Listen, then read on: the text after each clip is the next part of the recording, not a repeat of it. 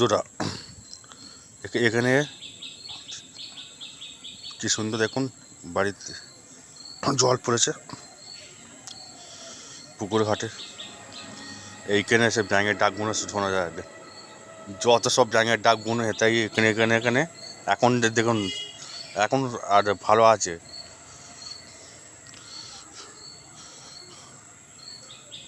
পুরো জলমা হয়ে গেছে বন্ধুরা, দেখতে পাচ্ছেন